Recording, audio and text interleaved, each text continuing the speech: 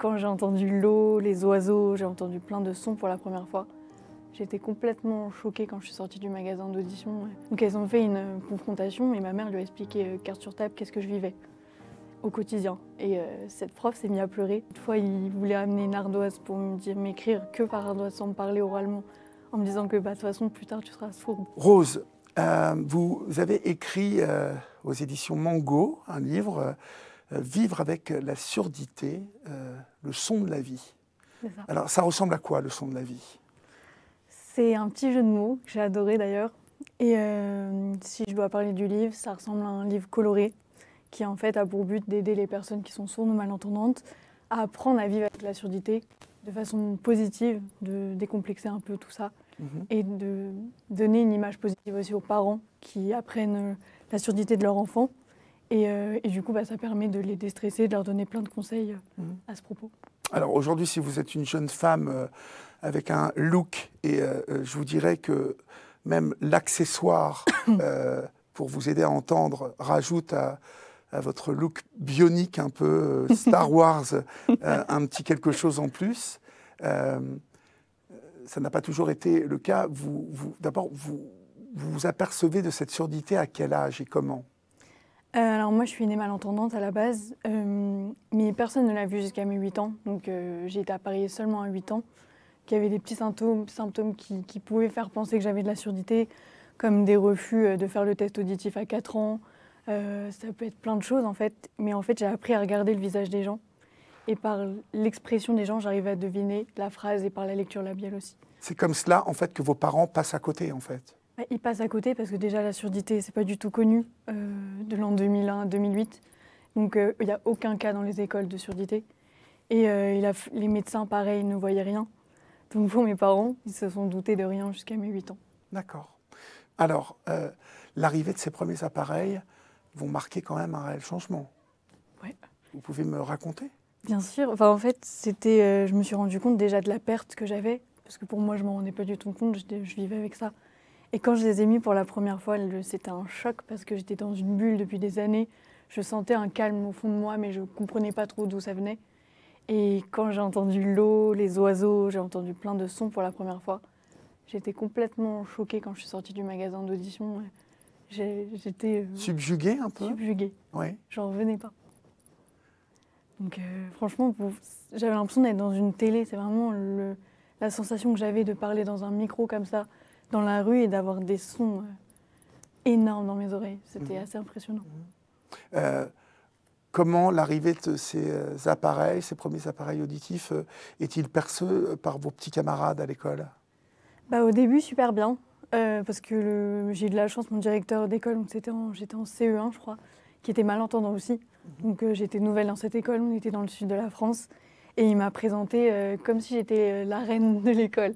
C'est-à-dire qu'il a dit, là, on va accueillir une jeune fille voilà, qui est malentendante, qui a des petits appareils auditifs, il ne faut pas l'éclabousser, faut pas la pousser, etc. Et tous les élèves, ils étaient curieux, et ils se disaient, ah, moi aussi, je peux essayer. Oh, ça ressemble au Total Spice, on dirait un gadget. Il n'y avait pas du tout cette peur qu'il y avait que j'ai ressentie un peu après. Après, vous la ressentez où, en fait, à partir de quel âge? Au collège, dès la collège. 6e. Parce qu'en fait, ça a commencé. C'est là où vraiment le côté social est arrivé, donc la sociabilité, se faire des amis est arrivé. Et c'est là où j'ai ressenti le plus de difficultés, dans le sens où je commençais de plus en plus à parler, à avoir des discussions un peu plus profondes avec des personnes qu'il fallait qu'ils soient mes amis. Et j'arrivais pas à parler avec eux. Et du coup, l'écart, il a commencé à se faire petit à petit. Donc je me suis renfermée sur moi. Et quand on se renferme sur soi, donc ça fait des ondes négatives. Et après, tout le monde a commencé à me sauter dessus de moqueries. Ça a été ça pendant 4 ans. Mais pourquoi? Parce que vous aviez simplement ces appareils et cela faisait de vous quelqu'un de différent? Parce que je répondais de travers, parce que la différence faisait peur aux élèves, parce que c'était pour eux une opportunité de se moquer. J'avais les profs qui appuyaient dessus aussi, donc en classe, quand ils vous interrogent et que vous devez vous lever pour répondre à la question et que vous êtes complètement perdu, les gens se disent « elle est bizarre ». Donc là, c'est les moqueries. Et en fait, ça se fait petit à petit, c'est crescendo et après, ça n'arrête plus. Que diriez-vous, en fait, de cette arrivée au collège? C'est que vous l'appréhendez et que les autres le sentent, que vous l'appréhendez? Au début, je ne l'appréhendais pas. Et c'est petit à petit que c'est vraiment au collège où la confiance en soi elle commence à se faire, où on se forge une personnalité. Et au lieu de faire ça comme tout le monde de façon régulière, moi j'ai fait de l'autre côté. Et donc j'arrivais pas à faire des blagues, j'arrivais pas à avoir de l'humour, à dire des choses.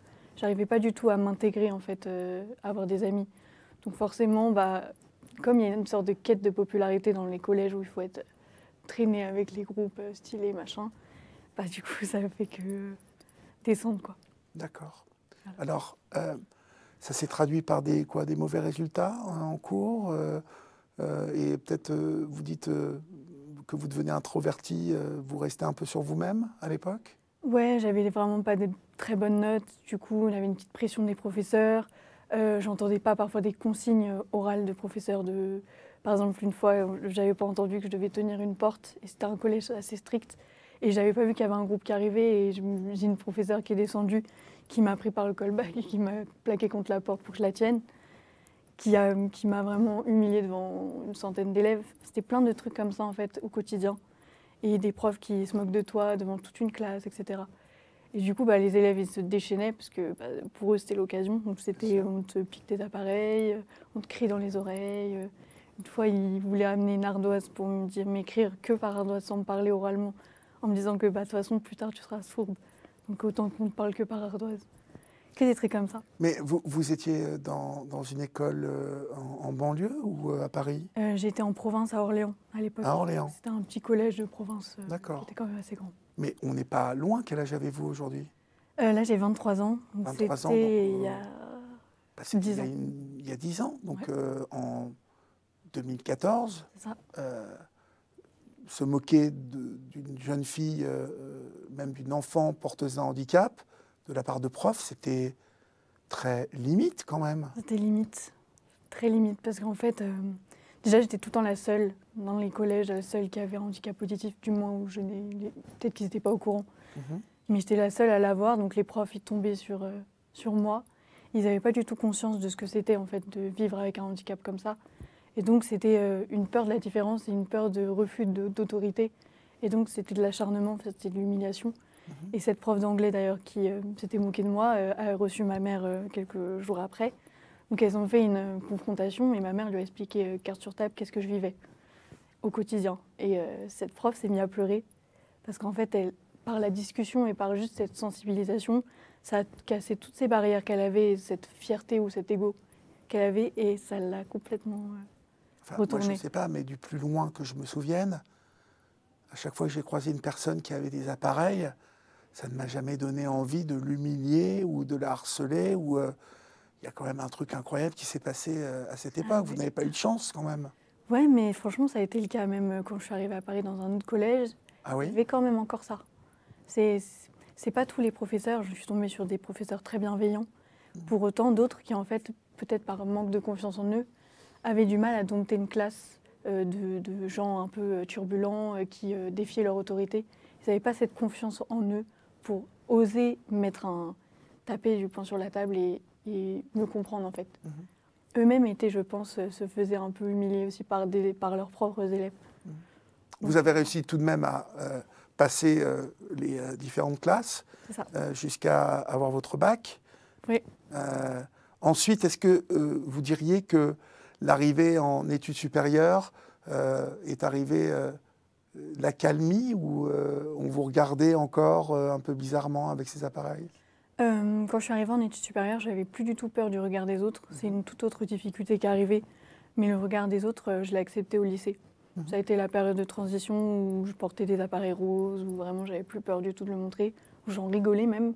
C'est là où je me suis fait mes amis. Donc non, quand je suis arrivée en études supérieures, j'avais déjà passé ce cap-là.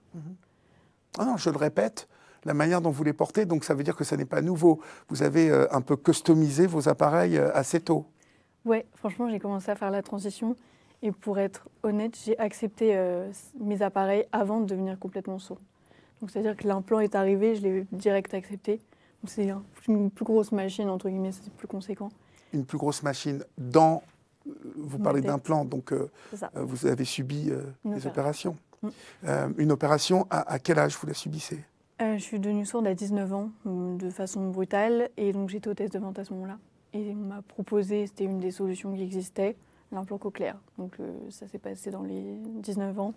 J'étais en 2e année de fac à ce moment-là. Alors, on tombe sourd à 19 ans. C'est un choc, ça. Comment est-ce que vous avez vécu ce moment-là? Bizarrement, c'était moins pire que quand on m'a annoncé que j'étais malentendante. D'accord. Parce que je savais déjà à quoi m'attendre, en fait. Vous saviez qu'il y avait des possibilités qui existaient pour vous? Non, pas tellement, justement. J'avais plus peur de ça, mais l'acceptation en elle-même, elle était déjà là. J'avais plus peur, en fait, de franchir le cap et je connaissais pas ce que c'était cet implant, personne n'en parlait. Donc c'était plus la peur de me dire, je vais me faire poser un implant dans le crâne. Qu'est-ce que c'est que ce truc de fou, quoi. C'est plus ça. Et il n'y avait personne qui en parlait, donc je regardais que des vidéos sur YouTube. C'était que des vidéos de charcutage dans les blocs d'opération. Il n'y avait pas de gens qui disaient leur ressenti. Il n'y avait pas encore de tuto? Non. De tuto, je ne sais pas comment on dit. Tuto. Il n'y avait pas encore de tuto qui disait mes implants marchent comme ça. Non, rien. Nada. Donc c'était un peu le désert. C'était le désert. Et donc j'ai dû faire appel à une association pour essayer de voir s'il y avait une fille qui accepterait de me rencontrer. Une fille et un garçon d'ailleurs. Et c'est une jeune fille qui avait 27 ans qui m'a dit voilà, viens, on prend un café, je te raconte mon opération. Et elle avait l'air hyper épanouie et tout. Je me suis dit, j'aime bien le risque. D'accord. J'y vais. Opération, donc on vous implante tout cela. Et après, ce sont ces 2 petits appareils qui sont les relais de cet implant? C'est-à-dire? Parce que vous avez dans les oreilles, là, que je vois. Alors ça, c'est un appareil auditif classique. Oui. Du coup, je me suis fait implanter que à droite pour le moment. Parce que du coup, ils m'ont proposé l'oreille droite. Donc pour l'instant, j'arrive à entendre grâce à ces 2, mais l'implant, c'est vraiment que sur l'oreille droite. Et pourquoi que de l'oreille droite? Parce que déjà, je voulais pas faire les 2 d'un coup, je voulais garder une oreille au cas où, entre guillemets. Et parce que l'oreille droite, apparemment, c'est ce qui marche le mieux. C'est là où c'est la partie du cerveau qui justement communique un peu le son, et plutôt sur le côté droit. Et du coup, j'ai voulu le faire à droite. Ok. Cet implant, il est à la portée de n'importe quelle personne qui souffre de ce type de handicap aujourd'hui, de surdité? Non, malheureusement, c'est de la sélection. Ça dépend de la qualité du nerf auditif, ça dépend de si vous êtes né sourd profond et que par exemple vous vous faites implanter à 20 ans. Si votre nerf auditif n'a pas été stimulé, la chance d'échec elle est très élevée. Ça dépend de plein de facteurs. C'est pour ça qu'il n'y a pas énormément d'implantés en France. Et que c'est une question qui est encore assez complexe. Études supérieures, est-ce que vous rencontrez encore des gens qui sont assez sceptiques quant à vos possibilités de devenir quelqu'un dans la vie et encore de gravir les échelons des études supérieures? Oui, en fait au lycée, moi j'ai inauguré Parcoursup. J'étais la première, la génération à passer ce truc. Et mon professeur ne voulait pas il me disait clairement, va pas à la fac. Déjà que tu n'arrives pas à prendre des notes dans une classe petite, qu'est-ce que tu vas aller faire en amphi 1000 personnes pour prendre des notes d'un cours? Il me disait clairement, c'était vrai en vrai ce qu'il disait. Mais j'étais trop énervée parce que moi je visais plus haut, quoi. Donc j'ai voulu aller à la fac quand même.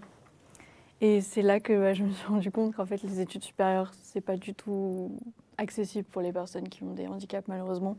Même s'il y a des choses qui sont faites, donc des relais handicap, c'est pas assez, ils sont pas performants du tout. D'accord. Il y a peut-être que dans les écoles privées, dans des petites sphères, des petites classes, que c'est possible? Je pense que oui. C'est plus facile d'avoir un médecin, d'aller voir la scolarité. Ils sont beaucoup plus là avec ce contact humain. Moi, j'étais dans une faculté, donc une énorme université. Donc du coup, pour voir la scolarité, c'était juste très très compliqué. Alors qu'est-ce que vous avez fait? Qu'est-ce que vous avez pris comme décision? Alors moi, j'ai eu de la chance qu'on m'ait proposé un preneur de notes. Sauf qu'en fait, alors je pense qu'il y avait d'autres personnes qui étaient dans mon cas, qui étaient sourds malentendants. Mais j'ai eu une personne qui s'est présentée sur 3000 élèves volontaires, payée 8 € pour 4 heures de prise de notes, même pas. 8 € pour 4 heures de prise de notes? Pour 4 heures de prise de notes, voire même moins, je crois. Du coup, ils payaient les preneurs de notes, mais c'était juste lamentable ce qu'ils proposaient en termes de prix. Et donc, j'en ai un qui s'est porté volontaire par juste gentillesse et qui, grâce à lui, j'ai eu ma licence. D'accord. Après, vous arrêtez la licence, vous cherchez du boulot? Non, j'ai voulu aller plus loin du coup, parce que j'ai tout donné dans ma licence. Je l'ai eu à ça, franchement, j'avais une moyenne, j'avais pile 10, quoi. D'accord. Je me suis dit, tu sais quoi, Rose, tu vas pas t'arrêter là, tu vas faire le Master 2. D'accord. Et du coup, j'ai fait le Master 2 en école de commerce, c'était plus petit.